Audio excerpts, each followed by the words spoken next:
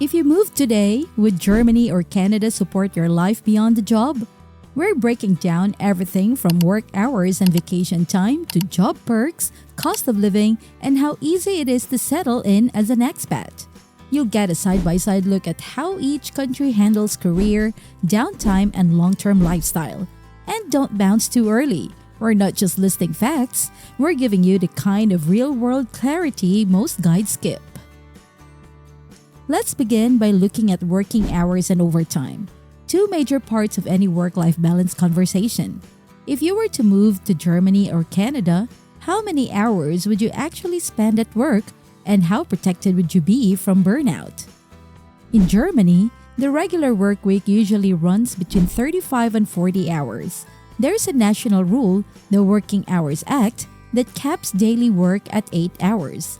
Though this can stretch to 10 hours on occasion, as long as the average stays below 8 over 6 months. Overtime isn't taken lightly. Companies can't just demand extra hours unless there's an emergency. And even then, overtime terms are almost always detailed in employment contracts or labor agreements. Instead of a one-size-fits-all overtime rule, compensation is typically settled case by case, either through extra pay or time off. Employers also have to keep accurate records of working hours, and work councils help ensure employees aren't being pushed too far. Meanwhile, in Canada, 40-hour weeks are the norm, often divided into 5 8-hour days. Overtime rules vary by region. Federally, it's paid after 40 hours, but in places like Ontario, it kicks in at 44 hours per week.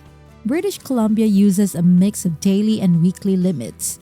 Across the board, overtime is paid at 1.5 times the regular rate, unless both parties agree to time off in lieu.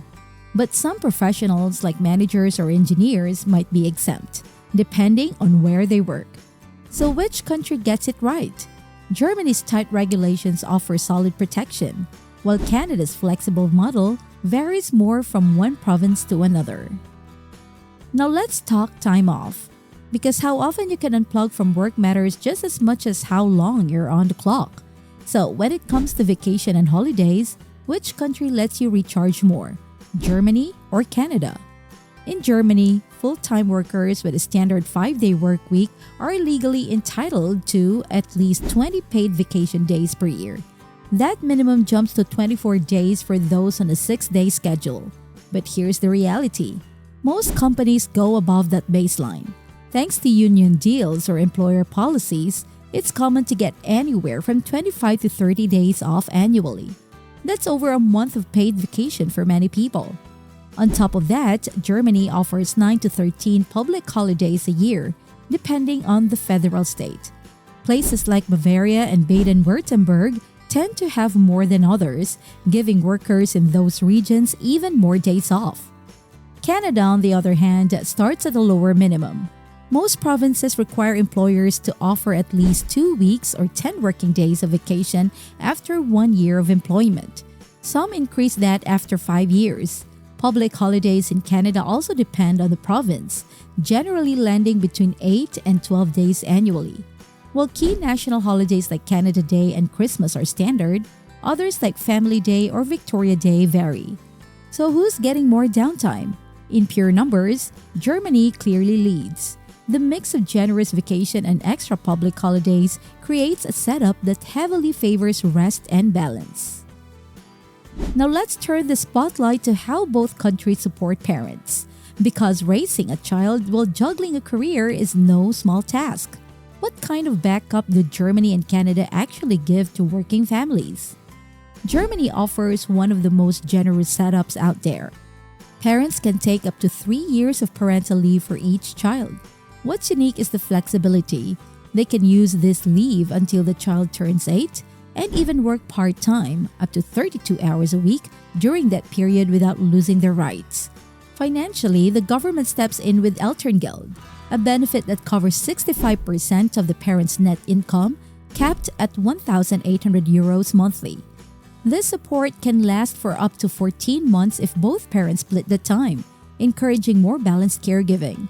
Single parents are also eligible for the full 14 months. On top of that, employers are legally required to protect your job during leave and are pushed to offer flexible options like telework or part-time schedules. Canada takes a layered approach, mixing federal benefits with provincial rules. Birth mothers receive 15 weeks of maternity benefits, and both parents can share up to 40 weeks of paid leave at 55% of earnings. There's also an extended option, up to 69 weeks, but at a lower rate of 33%. While the support exists, the reduced payments can make longer leave tough for some families. Still, most provinces ensure your job is protected while you're away, and family-friendly practices like flex hours and remote work are becoming more common. So where would you feel more supported as a new parent? Germany leans more on long-term security and pay, while Canada emphasizes flexibility and choice. Now let's talk about how the workplace feels, because how and where you work can shape your whole routine. Between Germany and Canada, which setup would suit you better? In Germany, there's a clear-cut boundary between work and personal life. When you're done for the day, you're truly done. Some companies, like Volkswagen, even ban after-hours emails. Efficiency is a key value. Meetings start and end on time, and overtime is kept to a minimum through focused productivity. This structure leaves room for actual downtime. Remote work has gained ground since the pandemic, with 24.5% of employees still working from home part-time in 2025. But leadership isn't fully on board. A 2023 KPMG study showed 68% of top CEOs expect workers back in the office within a few years. Canada, by contrast, leans flexible and team-oriented. Hybrid work is widely embraced. 95% of employees prefer it. That freedom supports work-life balance, but can blur lines between work and home life. Even so, teamwork remains a priority. Around 40% of workers said their companies are investing more in culture and engagement, though 37% admit remote work has strained connections.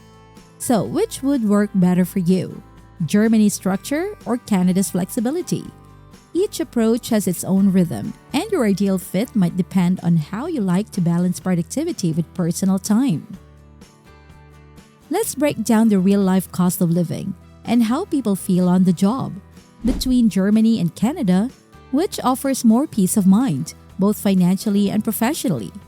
In Germany, life is structured for comfort and balance. Public healthcare is solid, education is affordable, and the social safety net is strong.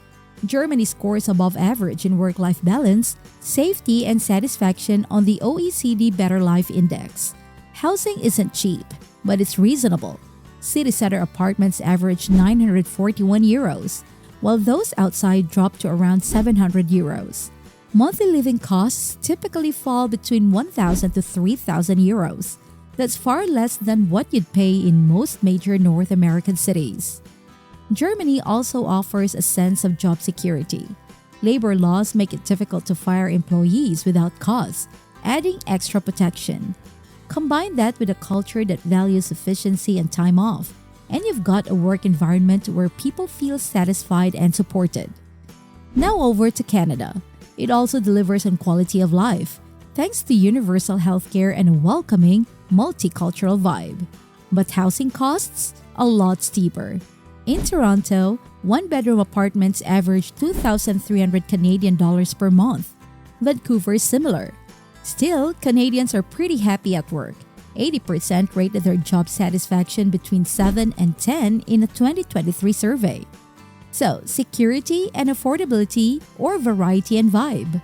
Your priorities will decide which one comes out on top. Let's wrap it up by looking at something that really matters. Can you actually get in? When you're thinking about starting fresh somewhere new, immigration rules can make or break the plan. So which country makes it easier? Germany or Canada? Germany has made solid progress in attracting skilled professionals. The Skilled Immigration Act streamlines the process for those in high-demand sectors like tech, healthcare, and engineering. But there's a catch. You'll need a job offer lined up, and your qualifications must meet German standards. Another pathway is the EU Blue Card, which offers fast-track residency and lets you bring your family. Great, right? Still, integration can be tough if you don't speak the language.